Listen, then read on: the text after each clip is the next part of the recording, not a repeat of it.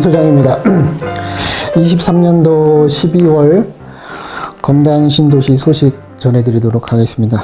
먼저 1부에서는 부동산 소식, 부동산 규제, 또 금리, 환율, 대출 문제, 세금 문제, 부동산 세금 문제, 또 더불어서 좀 주식 채권 문제도 약간만, 그리고 부동산 시장의 전망에 대해서 한 달간 있었던 일과 또 다음 예상되는 일, 이 부분에 대해서 일부에서 말씀을 드리겠습니다.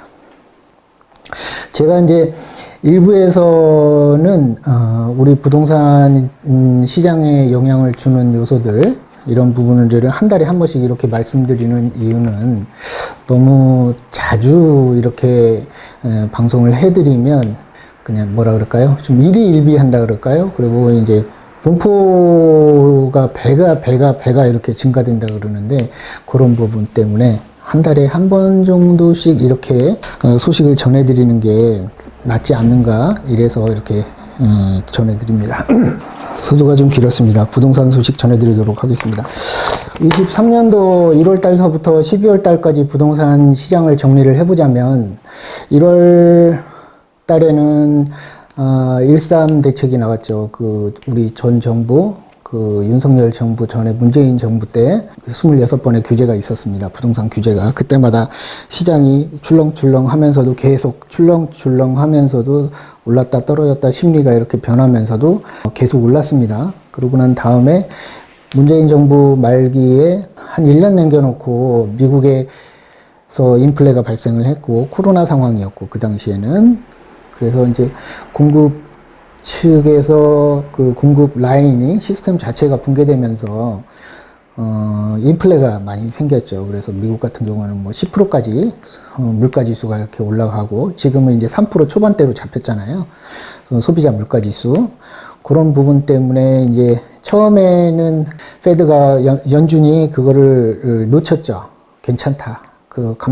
관리할 수 있는 수준이다. 그래서 놓쳤고, 그 다음에 왔을 때 부랴부랴 이제 22년도서부터 이제 기준금리를 막 올리면서, 기준금리가 올라가게 되면 시장의 금리가 막 오르죠. 기준금리가 최하니까. 그러면서 시장금리, 채권금리가 오르고, 국채 가격이 오르고, 이러면서 이제 그 다음으로는 뭐 은행채 가격도 오르고, 회사채 가격도 오르고, 이러다 보니까 이제 시장의 금리가 높아지면서 기존 주담대 같은 경우는 3배가 높아졌죠. 그러니까 2%대 후반에서 5%대 후반까지 올라왔으니까, 기존에 우리 가정에서, 출발이 가정이니까 모든 소비의 출발은 가정입니다. 그래서 가정에서 쓰는 돈들 자체가 여유가 있었다면 이제 여유가 없어진 거죠. 그 이후에 주담대 대부분 이제 대출을 끼고 있으니까, 연세 많으신 분들은 뭐 대출 없이 사시는 분들도 계시지만, 그런 상황이 되면서 이 국가적으로 각 가정에 있던 돈들, 소비 저축 여력이라든지 이런 게 떨어지겠죠. 그러면서 그 돈들이 다 어디로 갔느냐, 그 돈들이 11월 달에서 제가 말씀을 드렸지만, 그 돈들이 다 이제 은행으로 갔고 국가가 세금으로 걷어갔고, 문재인 정부 때는 뭐 30몇 조, 35조가 뭐 양도세에서 남았는 일이랬는데, 지금 윤석열 정부 들어와서는 문재인 정부 때 부동산 규제책을 다 완화했음에도 불구하고 세수 부족 사태를 겪고 있는 것 같아요. 그래서 많이 안 좋다. 시장 자체가 많이 얼어 있는 상태인데, 연준이 작년도 11월 달, 22년도 12월 달에 기준금리를 하면서 연준 의장이 약간의 피벗을 선언했었습니다. 그러다가 후다닥 다시 긴축으로 돌아섰는데, 그때 당시에 제가 뭐라 그랬냐면, 들판에 바람 엄청 추운 그런 들판에 홀로 서 있는 느낌이다. 근데 이제 좋아질 것 같다 했는데, 연준이 금리를 내리지를 않고 계속 그때 반대 의견이 많이 나왔죠. 그러다 보니까는 이제 80년대 볼커의 실수라고 그랬고, 연준 의장이, 페드가 이제 금리를 갑자기 내렸는데, 인플레가 다시 이제 고개를 들었죠. 그런 바람에 이제 그거를 유명한 일화가 있는데, 그거를 걱정을 해서 다시 이제 현상 현상을 유지하면서 22년도에는 금리를 동결하거나 25포인트씩 두 번 올렸습니다. 이제 그 부분은 금리에서 가서 얘기를 하고, 하여튼 부동산 시장이 그렇게 안 좋아졌다. 그래서 윤석열 정부 때 13 대책 해갖고 전 정부 때 있는 규제를 싹 다 푼다 이러면서 이제 그 대통령 공약 사항이 그렇게 나오면서 이제 취임을 하고 23년도 5월 달인가 취임을 했죠. 22년도 5월 달에. 그리고 이제 1년 반이라는 그 시간이 흘렀습니다. 그리고 이제 각 이제 비서실 장관들이 이제 1년 반이 됐는데, 이제 내년도 4월 달에 큰 이벤트가 있죠. 우리나라의 그 선거 때문에 이제 출마를 해야 되니까, 지금 현 국토부 장관을 하고 있는 사람은 이제 국회의원 출마한다고 이제 그 관뒀고, 선거 체제로 다 이제 바뀌었잖아요. 근데 지금 올해 한 해를 해보면 그 연준서부터 금리서, 기준금리, 미국 그 금리서부터 출발을 해서 이렇게 안 좋은 상황이 됐는데, 작년 12월 달에 예상할 때는 제가 조금 금융 완화책, 또 통화량 완화책, 이런 피벗을 할지 않을까 했었는데 제 예상이 빗나갔고, 한 번에 걸쳐서 이제 1년 동안 시장을 지켜보는 그런 단계가 돼버렸습니다. 그래서 그러다 보니까 시장 자체가 뒤로 미뤄진 거죠. 피벗이 완화책들 긴축을 했던 그런 한 2년 전서부터 이제 긴축을 막 했죠. 돈을 이제 금리를 올리면서 이제 돈을 빨아들였는데, 미국에서는 연준이 긴축을 했는데도 불구하고 부작용들이 나타났죠. 한 3월 달에는 그 캘리포니아 SVB 은행 그 뱅크런이 발생을 했죠. 그래가지고 그거를 워런 버핏하고 JP 모건인가요? JP 모건이 그걸 갑자기 이제 주말에 덮어버렸죠. 그런 있었고 3월 달에. 그러고 나서 갑자기 이제 그러고 나서 그 전에 2월 달인가요? 2월 달에는 이제 그 크레딧 스위스 은행 그 사태가 있었고, 유럽에서 이제 은행 쪽이 이제 망가지기 시작한 거죠. 그러다 보니까 그 크레딧 스위스 은행은 UBS가 스위스 제1은행인 UBS가 그걸 덮어버렸죠. 인수를 해버리면서. 금융위기가 오면은 미국도 그렇고 스위스도 그렇고 그렇게 재빠르게 이렇게 덮어버리는. 왜 그러냐면 금융위기가 오면 막 그 전에 금융위기가 오기 전에서부터 벌써 뱅크런이 나오고 서서히 나오고 이런 여러 가지 문제점들이 나오다 보니까 그렇게 이제 덮어버린 거죠. 우리 2008년도에 그 서브프라임 모기지 사태 때 미국의 그 은행들이 망했는데, 이거 정리하고 부실채권 정리하는 데만 10년이 걸렸어요. 그러니까 오랜 기간 동안 고통이 남아 있었으니까 아예 그냥 쉬운 방법으로 돈을 풀어갖고 덮어버린 것 같아. 근데 그게 효과적이냐 안 효과적이냐는 그 효과적이니까 그렇게 미국에서는 판단을 했겠죠. 그 시스템적으로 그렇게 나라가 덮어버렸고.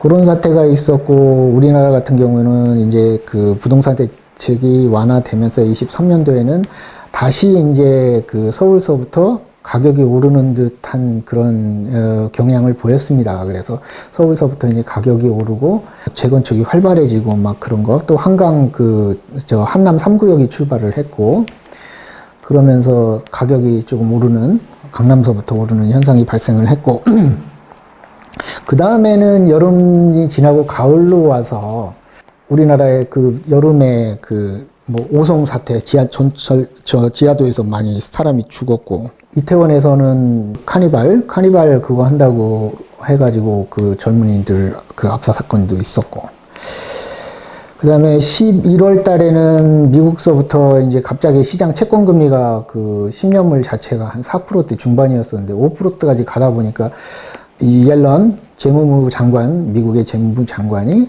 이제 우리나라 지금 기재부 장관이 화급하게 이제 채권 그 통화량 채권량을 조절하면서 피벗을 했죠. 그래가지고 안정이 되고, 그러면서 이제 계속 피벗이 나왔고, 10월 달 이후에는 물가가 미국이 안정이 돼서 미국서부터 이제 1년이 지났기 때문에 확실한 피벗이다, 금리 인하다. 그래가지고 12월 달 FOMC 회의에서 그 연준 의장이 내년도에는 피벗이다. 또 시장은 또 그렇게 100% 시장은 항상 옳았고 연준은 항상 틀렸습니다. 그러면서 내년서부터 뭐 시장에서 예상을 하기를 내년 3월달부터는 이제 뭐 금리 인하에 들어간다.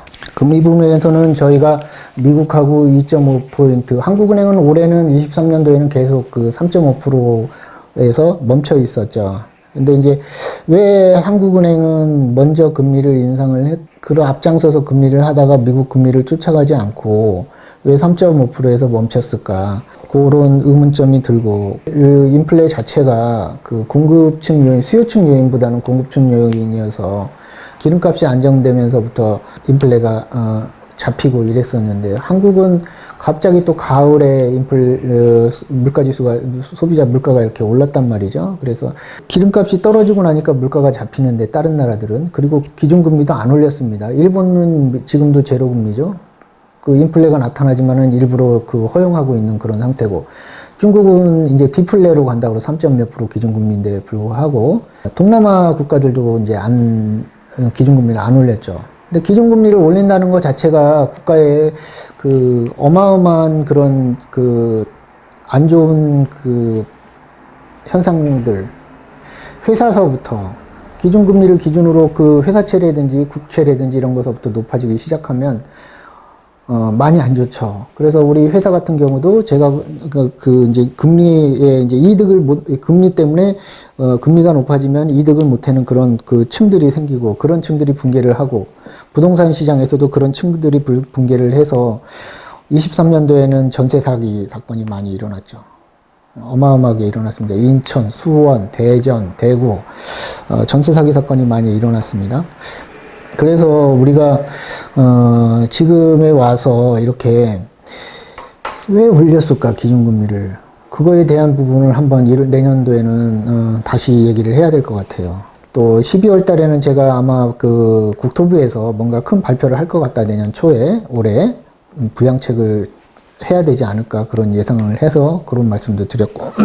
전 정부 부동산 규제책 중에서 우리가 다 풀렸다 그러는데, 지금 중도금 대출 상한 뭐 12억 이하 뭐 이렇게 해가지고, 그 종부세도 이제 옛날로 돌아갔고, 시장가액 비율도 60%에 맞춰져 갖고, 보유세도 옛날로 돌아갔고, 택지개발지구 공개발이죠. 신도시, 쉽게 얘기하면 지구 신도시의 전매 제한이 옛날에 10년이었는데 공개발이니까 3년으로 줄였고, 그래 지금 검단 신도시에서 분양하는 뭐 제일 풍경채라든지 중흥 S클래스, 또 대방 분양했던 하반기에 분양했던 다 3년인데, 3년이면은 6개월 뭐 입주를 뒤로 밀어놓고 예를 들어서 분양권을 거래할 수 있다. 이래서 이제 투자 수요가 조금 들어갔고, 롯데 같은 경우는 뭐 주상복합이니까 이제 높이 올라가다 보니까 보통 한 3년 정도 있다가 하니까, 그거는 뭐 이제 그때 가면은 입주할 때 날짜를 계산해 보면 나오는 거고,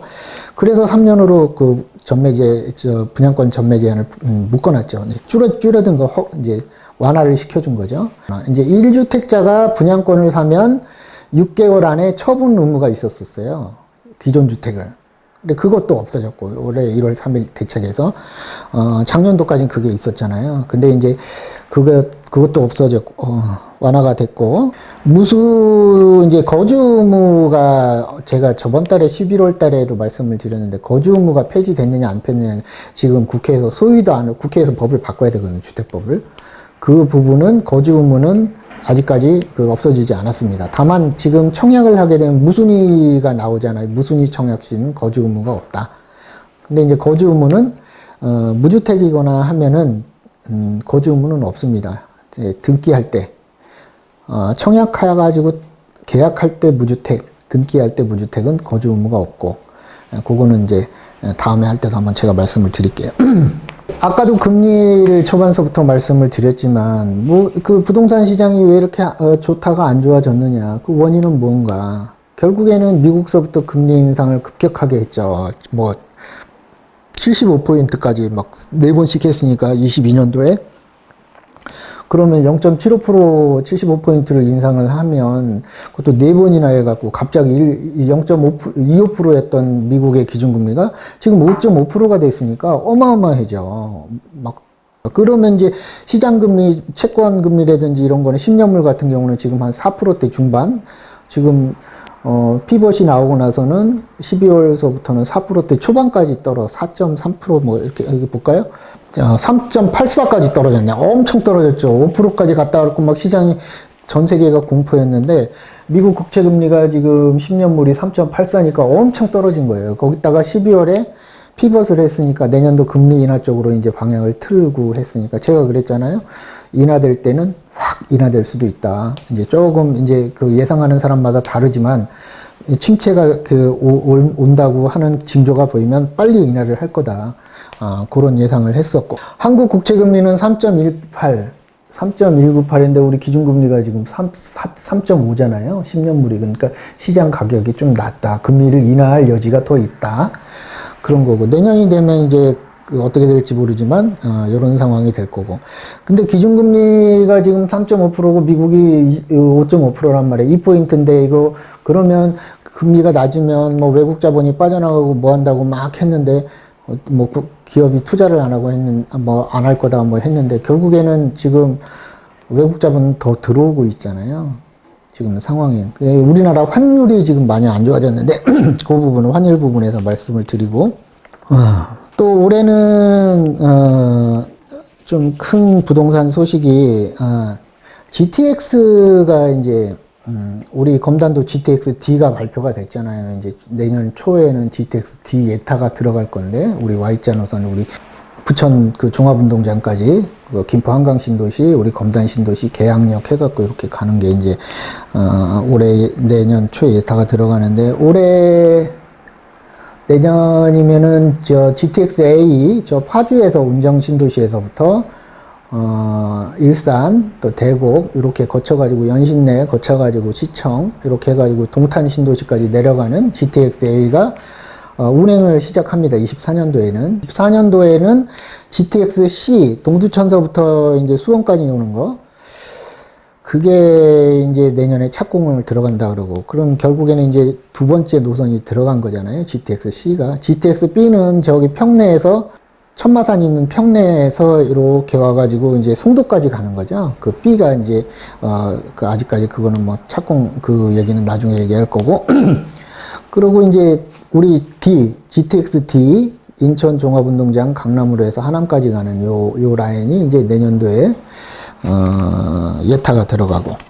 그 다음에 이제 전철 연장선 부분에서는 11월 달에 그 서울시하고 인천시가 그 시장들이 9호선 그 연장 부분에 대해서 합의를 했습니다. 그래서 길면은 한 2, 3년, 짧으면 한 1, 2년 지나면 바로 그 연결만 하면은 김포공항서부터 영종도 그 국제공항까지 이렇게 가면은 저희가 이제 그 계양역이 있고 그 다음에 검암역이 있는데 11월 달에 제가 말씀을 드렸죠. 계양역에서 항정거장인 내후년에 인천 지하철 1호선이 이제 지금 공사하고 있잖아요. 101, 102, 103역까지 하고 되면은 이제 한정거장이면은 강남을 쉽게 갈 수 있다. 교통 환경이 굉장히 좋아진다는 말씀을 드리고 또 저쪽 연장선 뭐 이런 거는 이제 다른 쪽에 있는 거는 이제 자세히 또 다음에 말씀을 드리고 하여튼 그렇고 5호선 같은 경우는 연장선에 대한 거 발표를 올해 하지를 못했습니다. 조금 흐물흐물해지는 거 아닌가. 주변 환경으로는 이제 김포가 서울시 편입 문제를 갑자기 얘기를 했는데 내년도에 4월 달에 총선이 있어가지고 이제 정치하는 사람들이 막 이것저것 그냥 발표만 해놓고 뒤 후속 조치도 없고 이러는데 조금 좀 흐물흐물해지는 것 같고 됐으면은 저도 개인적으로 검단한테는 유리할 것 같아 많이. 그 서울의 인접 도시가 돼버리잖아요. 그러면 이제 광명시나 과천이나 저기 성남 분당이나 이런 데처럼 좋아지는 거잖아요. 대부분 서울에 인접되어 있는 그 한강 남쪽에 있는 이런 시들이 좋다. 위로는 이제 구리가 있고 남양주가 있고 또 고양시가 있고 다 이제 된다 그러면 이제 전부 다 한다 그러겠죠. 그게 이제 서울 같은 경우는 바라는 바고 왜 그러냐면 이제 지금 25개 구가 있는데 서울은 밖으로 이제 영토가 넓어지게 되면 그 혐오시설을 밖으로 내보낼 수가 있잖아요. 김포가 서울로 편입되면 검단은 좀 유리할 것 같다. 이 말씀을 드리고 싶고. 5호선의 연장에 대해서는 이제 막 갈등이 심하잖아요. 근데 뭐 우리 인천안이 있고 김포안이 있는데 서로 양보를 안 하니까 지금 이제 대광위에서 내년으로 이제 결정을 못 하고 넘겼는데, 국토부 장관을 했던 그 국토부 국장이 그 인천 계양에 출마한다는 얘기가 있더라고요. 그래서 이제 인천 계양에 출마하면 아무리 인천 쪽에 유리하지 않냐, 이런 게 있는데 그거는 나중에 문제고, 내년도에 GTX D에 대해서 출발을 하게 되고 이러면 또 흐물흐물해지는 거 아니냐. 그러면 결국엔 손해는 김포 측이 입는 것 같아요. 그렇지 않느냐. 그런 생각도 있습니다. 그리고 지금 현 상황에서 우리가 12월 달 1년 동안 보면은 좋아졌다가 주택 아파트 그 매매가 좋아졌다가 시장이 좋아졌다가 강남서부터 갑자기 이제 줄어들었는데, 아까 미국에서도 볼커의 실수 기준금리를 작년에 피벗을 하려고 하다가 그 80년대 그 볼커의 실수 때문에 1년을 미룬 게 지금 이제 피벗이 나왔으니까 확실한 피벗이 아닌가. 그 확률로는 거의 90% 이상이 내년서부터는 금리를 이제 기준금리를 내린다. 그 시장에 대비해서 한국은 어떻게 변할 것인가. 한국 시장의 성장률도 안 좋고 안 좋은데 지금 국내 시장 자체가 아까 제가 얘기했잖아요. 돈들이 예를 들어서 1,000억이 있었어. 국내 시장에. 이 1,000억을 누가 다 가져갔느냐. 쓸 수 있는 돈이 있을 거 아니에요. 생활해야 되니까 나머지 부분에 대한 돈들. 그게 한 300억이라면 300조라면 300조를 누가 가져갔느냐. 국가하고 은행이 다 가져간 거예요. 시중에 씨가 말라서 돈들이. 사람들이 돈을 쓸 여력이 안 되는 거죠. 그러다 보니까 여기저기서 아우성이죠. 장사하는 사람서부터 사업하는 사람서부터. 물가는 그 단가가 높아졌고 이율이 높으면 공장에서 회사에서 물건을 만들 때 은행 빚을 갖고 돈을 만드는데 그게 차입 자본 이율이 높아지면 원가가 상승이 돼 버리죠. 그래서 계속 물가는 그 공급 가격들이 높아지는 수밖에 없다. 부동산 시장은 좋았다. 또 안 좋았는데 심리적으로 개선이 된다 그러면 내년서부터는 확실하게 좋아지는 그런 타이밍이 아닌가. 또 좀 1년이 늦춰진다고 하더라도 제일 먼저 아파트 시장이 좋아질 거다. 아파트 시장이 좋아지면 뭐 아파트 뭐 아까 말씀드렸잖아요. 뭐 오피스텔, 상가 이런 거 뭐 이제 이주야 택지, 단독주택 용지, 또 구도심의 빌라, 다세대 또 이런 것들 있는 맨 먼저 신도시 아파트가 수도권에서는 올라갈 거고 제일 먼저 그 다음에 이제 따라서 이제 시간차를 두고 올라올 거고 금리가 많이 떨어지게 되면 이제 물가도 좀 안정을 될 것 같고 그 부분을 한국은행에서 그러면은 이제 조금 약간의 시장에서 돈이 좀 넘쳐나는 그런 상황이 다시 되지 않을까 이런 생각을 제가 좀 해봅니다. 그래 그게 또 바람직하고 또 지금서부터 주식이 올해 주식도 지금 4월 SBB 사태 3월 달에 있고 나서 4월 달부터 주식이 굉장히 코스피도 좋았다가 2600선을 넘었다가 주식도 지금 오늘 보면 이제 주식은 패장을 했습니다. 그래서 또 미국서부터 피벗이 있었고 미국서부터 주식이 좀 많이 좋고 이러다 보니까 시장 자체가 이제 내년에는 뭐 소프트 랜딩으로 갈 거냐, 노 랜딩으로 갈 거냐, 이런, 근데 소프트 랜딩으로 시장 워낙 자체가 좋으니까 그렇게 가지 않을까 생각을 저는 예상을 해보고, 그렇다고 하면 우리나라는 어떻게 갈 것인가. 우리나라는 지금 앞서서부터 금리를 올려갖고 일본도 안 올리고 중국도 꿈쩍 않고 있고 견디고 있는데, 우리나라는 미리 올려버려가지고 이런 부작용들이 어마어마하게 전세 사기도 나오게 되고, 그 금리를 못 견디니까 여기저기서 뻥뻥 터지는 거죠. PF도 그렇고. 시장이 안 좋아지니까 분양도 안 되고 그런 상황이 돼버리고 주택 가격이 하락하고. 근데 이제 이렇게 시장은 항상 경제는 순환하고 시장은 순환한다 그랬잖아요. 서울서부터는 이제 전세 가격이 오르고 있잖아요.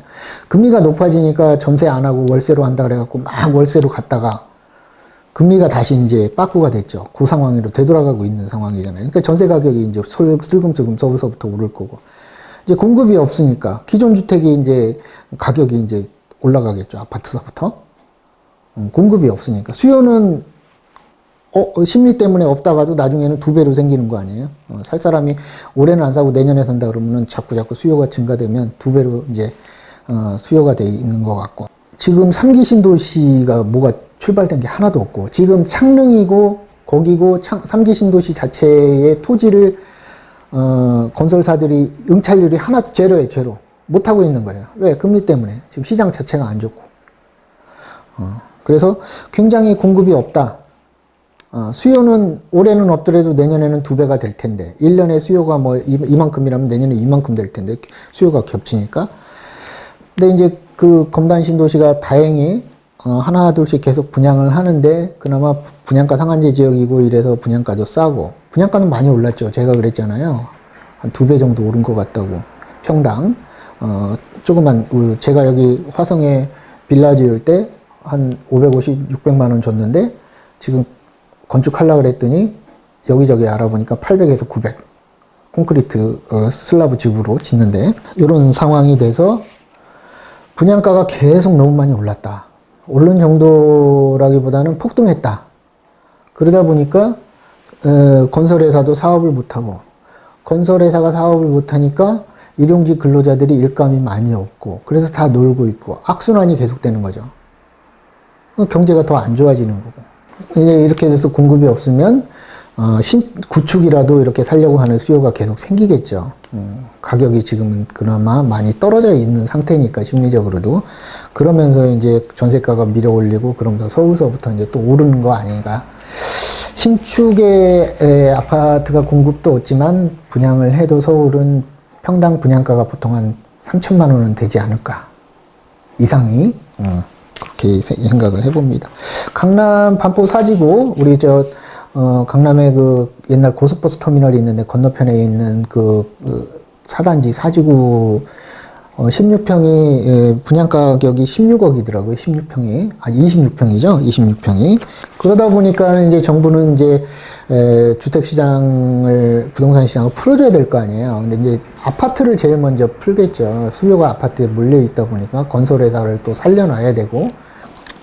그 다음에 환율은 환율하고 미국의 달러 인덱스하고 달러 지수하고 이렇게 이제 말씀을 드리는데 달러 인덱스 여기 보시면은 달러 인덱스가 101.13이에요. 110까지 올라갔죠. 강달러일 때는. 그래서 달러 투자하고 막 그때는 여기 보시면은 원유가 100달러 간다, 150달러까지 간다, 뭐 골드만삭스에서 그런 연초에는 그런 예상도 했어요. 근데 이제 지금은 WTI가 지금 72달러고 오늘 이제 29일이죠. 28일인가? 오늘이 28일이에요.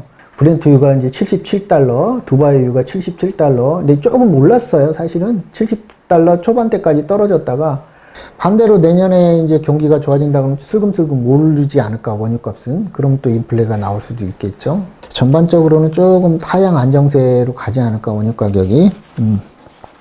그렇게 예상을 해보고.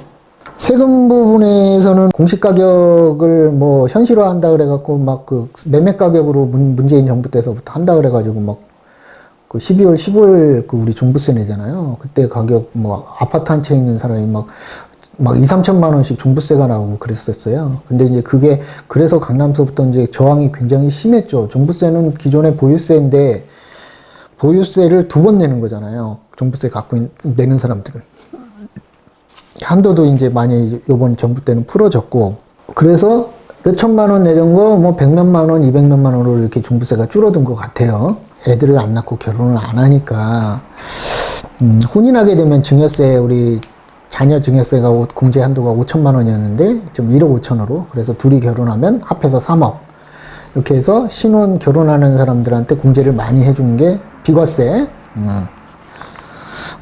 그렇게 세금이 23년도에 이렇게 달라졌고. 한 가지 더 말씀을 드리자면 이제 주담대 금리가 높아졌다가 갑자기 이제 하반기 들어서부터 높아졌다가 지금 이제 또 다시 이제 내려가고 있고, 변동금리하고 고정금리하고의 예금 이율 차이가 지금 거꾸로 돼갖고 고정금리가 더 낮아요. 변동금리보다도. 원래 고정금리가 높고 변동금리가 낮는데 그게 이제 요번에 바뀌었어요. 스위칭 돼서 그럼 이제 시장금리가 조금 지나면 이제 변동금리가 내려간다는 얘기죠. 항상 고정금리가 높았잖아. 변동금리보다. 근데 이렇게 금리 하락기에는 금리가 팍팍 내려간다. 요런 예상을 좀 제가 해보고, 그 다음에 주식 채권 부분에 대해서 말씀을 드리겠습니다. 올해는 아까도 말씀드렸지만은 주식이 좋았다. 은행 사태, SBB 사태 터져갖고 안 좋았다가 또 갑자기 그거 해결하고 나서는 좋았다가 또 계속 안 좋았다가 9월 달에서 9월 달, 10월 달에 안 좋았죠. 원래 안 좋은 그런 계절인데 그러다가 이제 11월 들어서부터 좋아진 게 12월 날 피크를 찍었고 미국 주식은 계속 좋았고요. 주식 채권 부분에서는 이제 12월 달에 된다 안 된다 그랬는데 이제 그 양도세 대주주 양도세 물량 그 부분에 대해서 그 한도가 10억에서 50억으로 상향이 됐잖아요. 12월 말에. 어느 정도 낙수 효과가 굉장히 큰 거기 때문에 정부에서는 옛날 기준이죠. 10억을 그 문재인 정부 때 10억으로 다운시켰을 거예요. 그러다가 이번에 이제 되돌려가지고 50억, 100억으로 한다 그랬다가 100억은 아직 안 했고 50억으로 지금 그랬고 10월 달에 그 쇼치는 그 주가 하락에 배팅을 하는 애들, 그러니까 공매도 치는 거에 대해서 금지를 시켰죠. 그래갖고 뭐 여기저기서 외국 자본이 다 날아갈 거다 뭐 한다 해갖고 했는데 제가 얘기했습니다. 이 기재부에 있는 고위 뭐 금융위라든지 이런 데 있는 공무원들 나중에 다 은행이라든지 증권사에 무슨 감사 이사로 가려고 지금 속에서 그쪽에서 다 이쪽 로비 받고 이러는 사람들인데 이 사람들이 그렇게 바꾸기가 쉽지가 않죠. 우리만 투표를 하는 게 아니고 내년도에는 미국의 대선이죠. 11월 달인가요? 미국 대선인데 트럼프가 뭐 나온다 만다 했는데 또 트럼프의 공화당 대항마로 뭐 그 옛날 그 이름은 생각 안 나는데 그 유엔 대사였던 여자분이 또 뭐 뜨고 있다는데 그거는 가봐야 되고 옛날에 힐러리가 여론조사에서 엄청 앞섰는데 트럼프한테 졌잖아요. 지금 바이든은 지지율이 엄청 안 나온다 그러잖아요. 미국도 가봐야지 되는 것 같아요. 우리나라하고 비슷하게. 그리고 또 인도도 선거가 있고 대만도 이제 대만 선거가 이제 중요해져. 그냥 뭐 중국이 대만을 침략한다 뭐 한다 하잖아요. 지금 그래 대만이 그렇고 그렇게 되면 이제 전쟁이 중국이 몰려갖고 전쟁을 일으키게 되면 틀림없이 이제 우리나라도 안 좋죠. 지정학적으로 안 좋으니까 그러면은 일본이 좋아지겠지. 그거를 일본은 지금 아베에서부터 계속 치밀하게 준비를 해와가지고 지금 중국이 이꼴 난 거 아니에요. 일본 때문에. 제가 알기로는. 그러면은 일본 애들이 치밀하게 준비하는 게 중국만 저렇게 했겠냐. 대한민국도 그렇게 했겠지. 하려고 하겠지. 그 상황이 되면 이제 일본이 일어서는 거죠. 또 한 번. 우리 6.25 때 일본이 일어선 것처럼. 싫어할 필요도 없지만 좋아할 필요도 없는 나라다, 일본은. 그냥 우리나라가 실리를 챙기고 이래야지 뭐 앞장서서 좋아할 필요는 없지 않은가. 저도 지인들이 일본에 많이 살아서 어렸을 때부터 일본을 많이 왔다 갔다 했지만 도쿄나 오사카 이런 데를 했지만 막 엔화가 싸다 그래가지고 일본 가가지고 관광도 많이 가고 그러더라고요. 그건 좀 아니지 않는가. 가서 뭐 볼 거 있습니까, 일본? 뭐 가서 우동이 맛있어요. 우동 먹으려고 그렇게 일본 가고 명품 살려고 일본 가고 그건 좀 아닌 것 같아. 우리가 좀 합리적인 우리나라 굉장히 어렵습니다. 일본이 30년 동안 저렇게 헤매고 있는데 미국 때문에 일본이 저렇게 헤맨 거잖아. 우리나라는 그 축에도 못 끼고 있는 거잖아요. 지금 중국도 지금 미국이 눌러갖고 이렇게 됐고 유럽은 아예 꽝 됐고 영국도 그렇고 독일도 그렇고 미국 때문에 지들 산다고 이래갖고 그 남미 애들이라든지 인도라든지 이런 애들 다 알고 있잖아요. 그 아랍 애들도 그렇고. 쟤네 뒷작업들 많이 하는 나라가 미국 아니에요. CIA 애들이. 이스라엘 뭐 그렇고 우크라이나도 그런 거 미국이 개입돼서. 미국이 러시아하고 전쟁하는 게 아니고 우크라이나 땅에서 시켜버리잖아요. 이런 사태가 벌어졌고. 저는 24년도 집값, 특히 아파트 가격, 부동산 가격 상승은 그 미시적으로 봐야 되니까 아파트 가격은 24년도 내년서부터는 다시 이제 반대 상황이 되지 않을까, 오르지 않을까 이렇게 생각을 합니다. 그리고 시간을 지나서 이제 폭발되지 않을까. 왜? 아까 얘기했지만 건축 회사들이 집을 지을 수 있는 환경이 아니다. 지금 재개발, 재건축 다 이 사업성이 안 나옵니다. 강남 빼고는. 그런 상황이 되고 어렵지만 시장 자체가 어려워요. 지금 겨울이고 저번 주에는 좀 날이 풀렸는데 저번 주 굉장히 좀 추웠지 않습니까?